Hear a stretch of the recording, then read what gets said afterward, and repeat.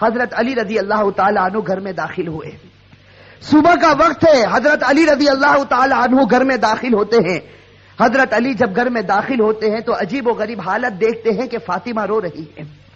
اب صبح کا وقت ہے, فاطمہ رو رہی, آنکھوں سے آنسو جاری ہے, اور حضرت علی دیکھتے ہیں کہ فاطمہ چکی پیسنے کے لیے تیار ہے, اور قریب میں پانی گرم ہو رہا ہے, اور قریب میں کپڑے رکھے ہیں جس کو دھونا ہے. اب حضرت علی حیران ہو جاتے ہیں کہ میں تو روزانہ صبح گھر میں آتا ہوں, لیکن کبھی میں نے یہ تو نہیں دیکھا کہ میری بیوی فاطمہ رو رہی ہو اور پانی گرم ہو رہا ہو, کہیں کپڑے دھلنے کی تیاری ہو رہی ہو, کہیں چکی پیسنے کی تیاری ہو رہی ہو. بس حضرت علی رضی اللہ تعالیٰ عنہ گھبرا جاتے اور اپنی بیوی فاطمہ سے پوچھتے ہیں کہ آخر یہ کیا معاملہ ہے, یہ صبح صبح فجر کے وقت کیا عالم ہے کہ تم رو رہی ہو اور یہ ساری چیزیں تیار ہو رہی ہیں.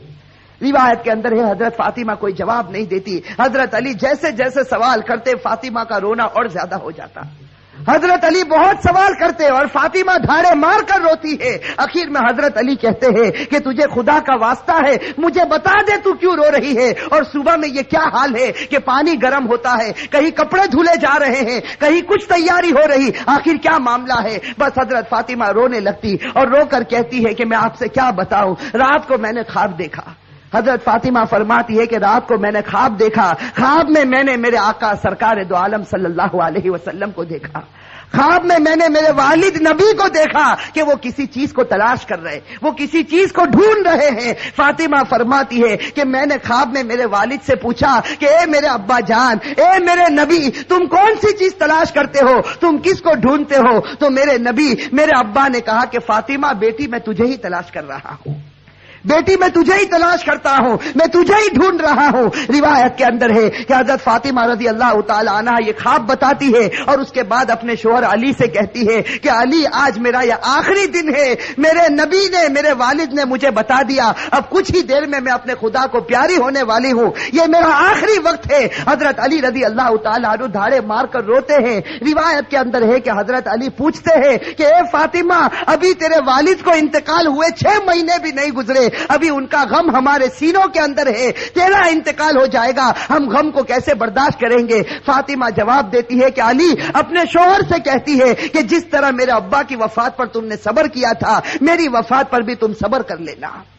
میری ماں بہنیں, اصل بات مجھے یہ بتانی ہے کہ حضرت فاطمہ رضی اللہ تعالی عنہا کی طبیعت خراب سے خراب ہونے لگتی ہے, بخار چڑھنے لگتا ہے. حضرت فاطمہ چکی پیس رہی ہے, حضرت علی ان کے ہاتھوں کو پکڑ لیتے ہیں اور کہتے ہیں کہ اب یہ بس کرو, آج تمہارا آخری دن ہے, تم ہمیں چھوڑ کر جانے والی ہو, یہ چکی کو پیسنا, یہ کپڑے دھونا, یہ پانی کو گرم کرنا, یہ سب تکلیف کیوں اٹھا رہی ہو. فاطمہ رو کر کہنے لگتی ہے, فاطمہ رو کر کہنے لگتی ہے کہ مجھے تمہارا بھی حق ادا کرنا ہے اور مجھے میرے بیٹے حسن اور حسین کا بھی حق ادا کرنا ہے. میں دنیا سے چلی جاؤں گی, میں چاہتی ہوں کہ چکی پیس کر جاؤں, کپڑے دھل کر جاؤں, اپنے بچوں کو نہلا کر جاؤں, تاکہ میرے انتقال کے بعد تمہیں کسی کے سامنے ہاتھ پھیلانا نہ پڑے, تاکہ تمہیں کسی کے سامنے ہاتھ پھیلانا نہ پڑے. روایت کے اندر ہے کہ حضرت علی ان کو سمجھا کر کھڑا کرتے ہیں, ابھی ان کو کھڑا کرتے حضرت علی رو رہے, فاطمہ رو رہی, اتنے میں وہ پیارے بچے حسن اور حسین گھر کے اندر داخل ہوتے ہیں.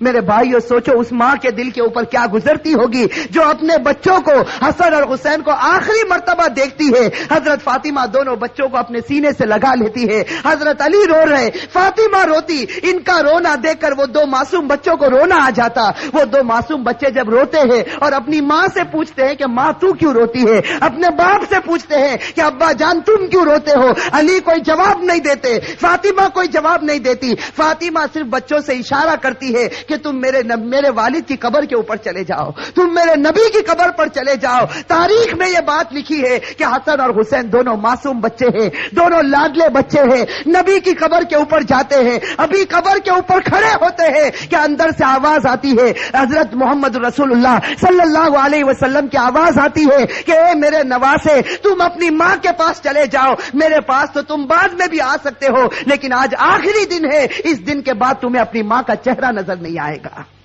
میرے بھائیو سوچو ان بچوں کے اوپر کیا گزرتی. وہ بچے روتے پیٹتے گھر میں آتے دیکھتے ہیں کہ ماں بھی رو رہی, باپ بھی رو رہا. یہ دونوں بچے آ کر رونے لگتے, اپنی ماں کے گلے لگ جاتے. روایت کے اندر ہے کہ فاطمہ کا بخار اور بڑھتا ہے. شام کا وقت ہوتا ہے. اب حضرت فاطمہ کو یقین ہو جاتا کہ اب میرا انتقال ہوگا, اب میرا آخری وقت آ گیا. میری ماں بہنیں کان کھول کر سنے. حضرت فاطمہ اپنے شوہر کو قریب میں بٹھا دیتی ہے.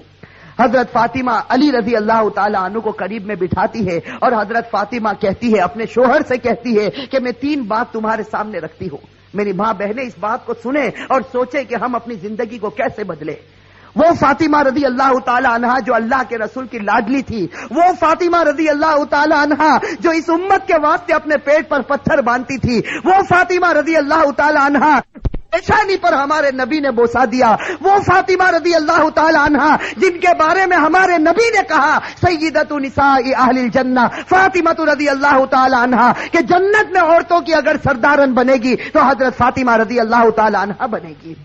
وہ فاطمہ رضی اللہ تعالی عنہا کا آخری وقت ہے, پیشانی کے اوپر پسینہ ہے, اپنے بستر پر لیٹی ہوئی ہے اور بخار بڑے زوروں کے اوپر ہے. اپنے شوہر کو قریب بٹھاتی ہے اور پہلا جملہ کہتی ہے, حضرت علی سے کہتی ہے, ان کے شوہر ہے, قریب میں معصوم بچے بیٹھے رو رہے, کبھی اپنی ماں کا منہ دیکھتے ہیں, کبھی اپنے باپ کا منہ دیکھتے ہیں. حضرت فاطمہ اپنے شوہر سے کہتی ہے کہ علی معلوم نہیں تمہارے نکاح میں آنے کے بعد میری طرف سے تم کو کتنی تکلیف پہنچی ہوگی.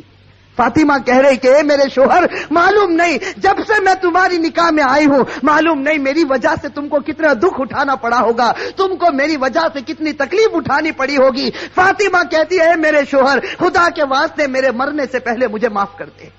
اپنے شوہر سے کہتی ہے کہ میرے مرنے سے پہلے مجھے معاف کر دے تاکہ قیامت کے میدان میں مجھے میرے نبی کے سامنے ذلیل نہ ہونا پڑے, مجھے میرے والد کے سامنے رسوا نہ ہونا پڑے. اے میرے شوہر میں نے تیرے حق میں کوتاہی کی, میں نے تیرے حق میں غلطی کی, میری طرف سے تجھے دکھ پہنچا ہے, اے میرے شوہر مجھے معاف کر دے. روایت میں ہے کہ علی دھاڑے مار کر رونے لگتے, فاطمہ کے سر پر ہاتھ پھیرتے اور کہنے لگتے فاطمہ تو غم مت کر, آج فکر میں کرتا ہوں کہ تو نبی کی بیٹی تھی لیکن میں تیرا حق ادا نہ کر سکا, تو نبی کی بیٹی تھی میں تیرا حق ادا نہ کر سکا. اور اس کے بعد علی ایک لمبی سانس لے کر رو کر کہتے ہیں کہ فاطمہ مجھے معلوم ہے جب سے تو میرے گھر پر آئی ہے تجھے 2 وقت کی روٹی کبھی نصیب نہیں ہوئی ہے.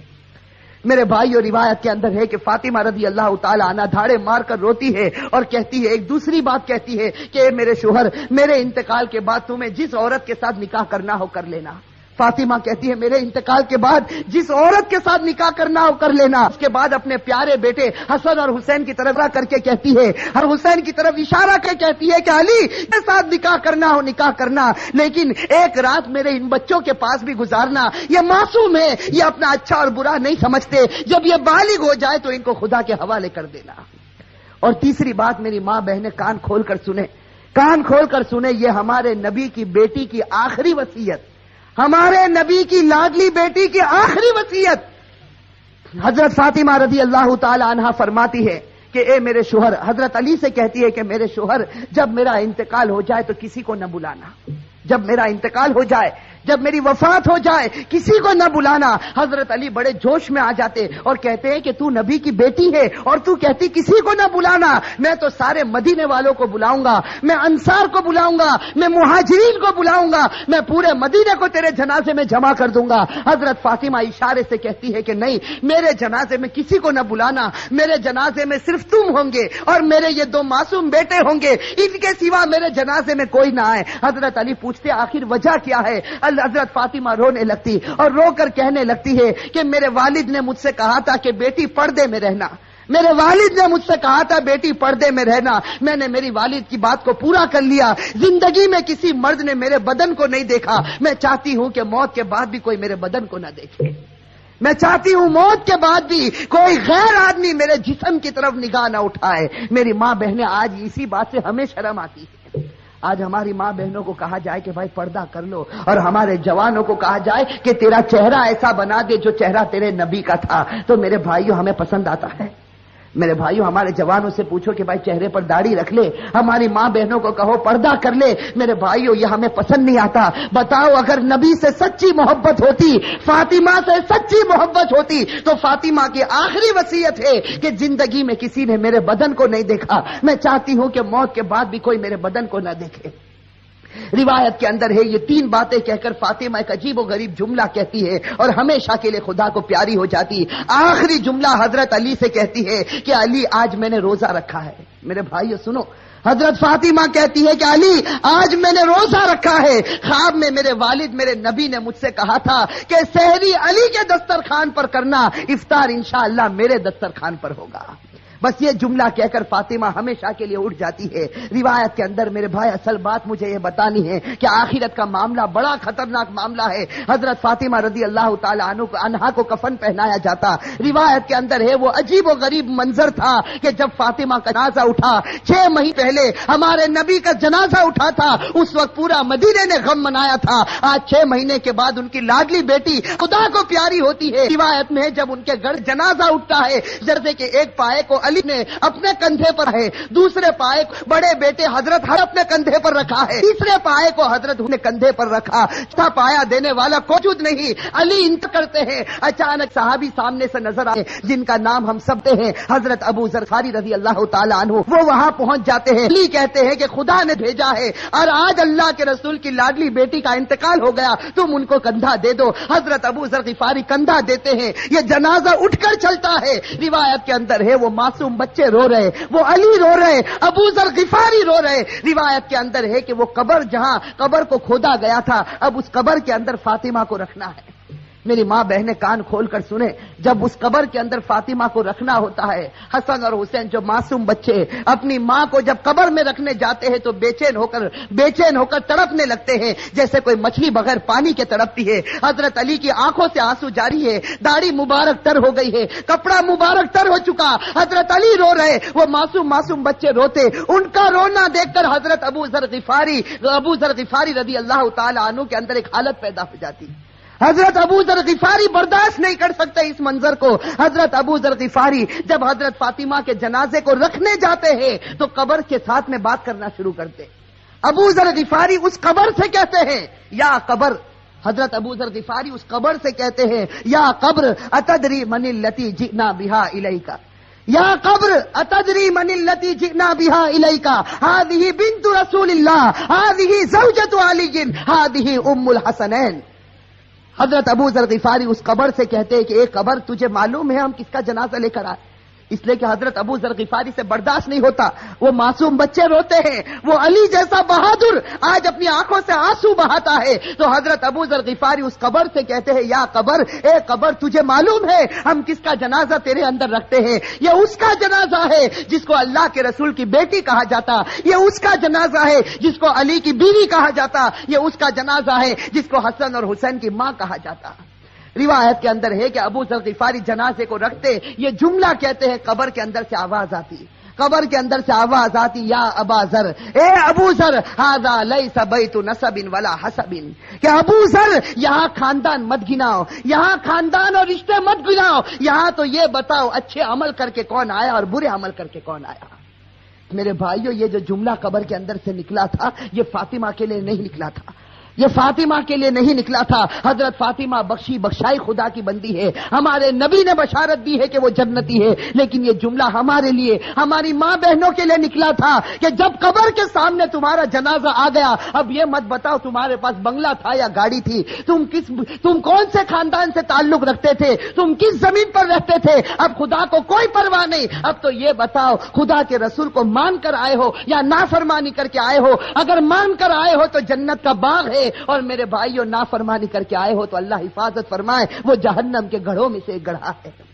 میرے بھائیوں، اللہ ہم سب کی عذاب قبر سے اللہ ہم سب کی حفاظت فرمائے۔ میرے بھائیوں، آج سچی بات ہے، خاص کر کے میں اپنی ماں بہنوں سے کہتا، آج ہماری ماں بہنیں جب آپس میں جمع ہوتی ہے، دنیا کی باتیں ہوتی ہے، غیبت ہوتی ہے، چغلی ہوتی ہے، آپس کا حسد اور عداوت نکالی جاتی ہے، لیکن میرے بھائیوں آج آخرت کے تذکرے ہم سے ختم ہو چکے ہیں، آج موت کے تذکرے ہم سے ختم ہو چکے۔ میں آپ سے پوچھتا ہوں کہ وہ حضرت عثمان غنی رضی اللہ تعالی عنہ جب غزوہ تبوک کا موقع ہوتا ہے، ہمارے نبی فرماتے ہیں کہ عثمان تم کتنا مال لا سکتے ہو؟ حضرت عثمان اتنا مال لاتے کہ ہمارے نبی کو کہنا پڑتا عثمان بس کرو، تم نے خدا کے راستے میں بہت قربانی دے دی۔ اور پھر ہمارے نبی کہتے ہیں کہ عثمان کو قریب بلاتے اور کہتے ہیں کہ عثمان آج تم نے اتنا مال دیا خدا کے راستے میں کہ خدا تم سے اتنا خوش ہو گیا کہ اگر اب تم سے کوئی گناہ ہوگا تو خدا تمہاری پکڑ نہیں کرے گا۔ میرے بھائیوں کیسا سرٹیفکیٹ حضرت عثمان غنی رضی اللہ تعالی عنہ کو ملتا ہے، خلیفۃ المسلمین جو بنے۔ حضرت عثمان غنی رضی اللہ تعالی عنہ کو اللہ کے رسول کی طرف سے سرٹیفکیٹ ملا، عثمان اگر تیرے سے کوئی گناہ ہو جائے گا خدا تیری پکڑ کرے گا، تو نے اسلام واسطے بڑی بڑی قربانیاں دی۔ لیکن میرے بھائیوں ذرا حضرت عثمان کی تاریخ کو اٹھا کر دیکھیں، یہی حضرت عثمان جب مسلمانوں کے خلیفہ بنتے ہیں، روایت کے اندر ہے حضرت سعید ابن عامر رضی اللہ تعالی عنہ فرماتے ہیں کہ رات کا وقت ہوتا ہے، یہ امیر المؤمنین عثمان غنی رضی اللہ تعالی عنہ قبرستان چلے جاتے ہیں، رات کا وقت ہے، سناٹا ہے، حضرت عثمان غنی رضی اللہ تعالی عنہ قبرستان چلے جاتے اور روایت میں ہے کہ قبر کے پاس جا کر اتنا روتے تھے قبرستان میں جا کر حتی تبل لحیتہ، یہاں تک کہ ان کی داڑھی مبارک تر ہو جاتی تھی۔ اور لوگ پوچھتے تھے، لوگ آ کر عثمان سے پوچھتے تھے تذکر الجنت والنار فلا تبکی وتبکی من ھذا، کہ عثمان تم جنت کا تذکرہ کرتے ہو، تم جہنم کا تذکرہ کرتے ہو، لیکن اتنا نہیں روتے، کیا بات ہے کہ تم قبرستان میں جاتے ہو تو اتنا روتے ہو؟ اس وقت عثمان غنی رو کر جواب دیتے تھے کہ میں نے میرے نبی کو یہ کہتے سنا، ان القبر لمنزل من منازل الاخرہ فان نجا منه فما بعده اثر منه وان لم ينج منه فما بعده اشد منه۔ حضرت عثمان کہتے تھے کہ میں نے میرے نبی کو یہ کہتے ہوئے سنا ہے قبر آخرت کی منزلوں میں سب سے پہلی منزل ہے۔ میری ماں بہنیں، میرے بھائیوں، اس کو سوچو، قبر کی منزل آخرت کی منزلوں میں سب سے پہلی منزل ہے۔ عثمان غنی نے نبی کا فرمان سنا دیا، جو اس منزل میں کامیاب ہو گیا وہ سب منزلوں میں کامیاب ہو گیا، اور اللہ نہ کرے میرے بھائیوں، اللہ نہ کرے جو اس منزل میں پکڑا گیا وہ سب منزلوں میں پکڑاتا جائے گا۔ میرے بھائیو اللہ ہم سب کی حفاظت فرمائے۔ میرے بھائیو سوچو، ایک دن ہمیں بھی مرنا ہے، ہمیں خدا کے پاس جانا ہے۔ میں میرے جوانوں سے کہتا ہوں کہ ایک ارادہ کرو، دیکھو ایک پکا سچا ارادہ کرو کہ اللہ ہم سب کو گناہوں سے بچا دے۔